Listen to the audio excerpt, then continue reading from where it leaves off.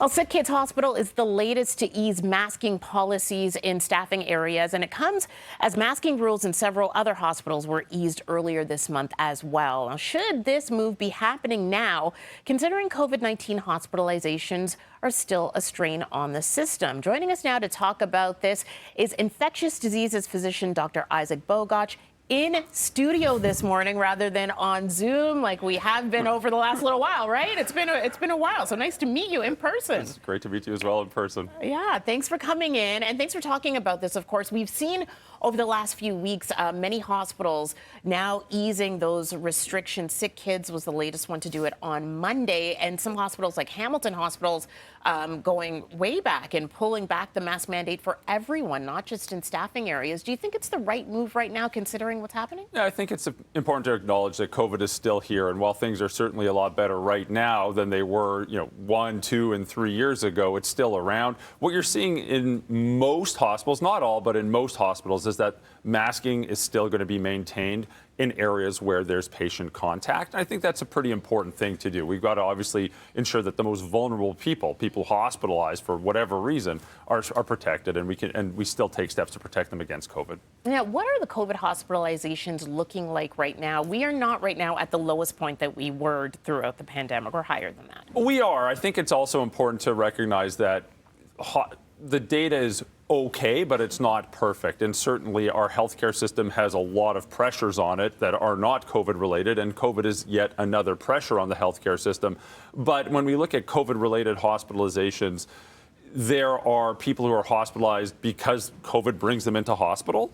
There's people who are hospitalized because COVID might exacerbate an underlying medical condition, which is still very important. But remember, those PCR tests stay positive for a long, long time. And so a lot of people are admitted to hospital for a completely different reason, and they have a positive PCR test. It's an incidental positive test. So that's driving why we see the curve that we see when you combine all those three together. But certainly COVID is not annihilating our healthcare system like it did 2 and 3 years ago, where we had to shut things down and cancel surgeries so we could shift resources toward just caring for COVID patients. We're nowhere near that right now. Okay, and there's a new Omicron subvariant. Can you tell us about that and kind of what the makeup is so far here in the province? Yeah, so this is XBB 1.16. It's been found in well over 30 countries around the world. It looks like it's a little more transmissible than prior variants. And as we've seen since the winter of 2022, COVID's going to ebb and flow, and this will probably cause a wave. Sadly, some people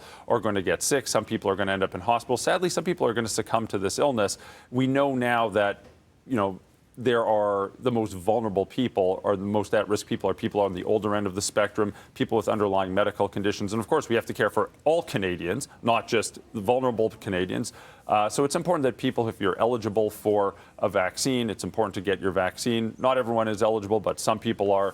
And we're going to see this for the foreseeable future. We're just going to watch COVID ebb and flow. And of course, we can create safer indoor environments to help reduce the risk to people getting this infection. We know it can cause acute, but also longer term issues, and we want to avoid all of that. All right. And we're talking about COVID spreading, but also strep. So we're seeing a rise in strep cases throughout the province. What's behind that, and what is that flow looking like? Yeah, so this is group A Streptococcus. This is a pretty common bacterial infection, strep throat, sometimes a skin and soft tissue infection, but once in a while, this infection can get deeper in the body and cause an invasive infection, in which case it's a very severe infection. If it gets into the blood, it can cause a very significant infection.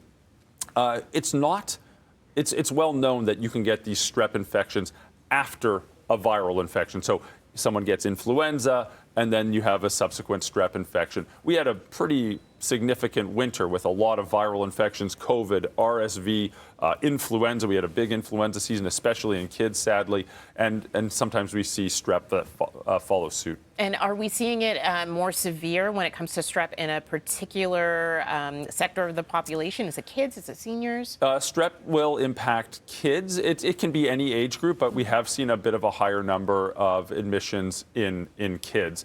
And again, most strep infections are, I'm going to call them nuisance infections. Strep throat, a skin infection, you can get that checked out, treated very quickly. When it becomes invasive, it's not common It's not common at all, but it's very dangerous, and people will be very sick. People say, how will I know to go to hospital? You'll see someone with this, and you'll say, this person is very ill. We need to get this person medical attention. It would be obvious Yeah. there. Okay. Isaac Bogoch, thank you so much for joining us. You're here in studio. I feel like I'm with a celebrity right now, Isaac. Thank you so much. Nice to meet you in person for the first time and coming in. Lovely to meet you in person as well. Appreciate it. All right.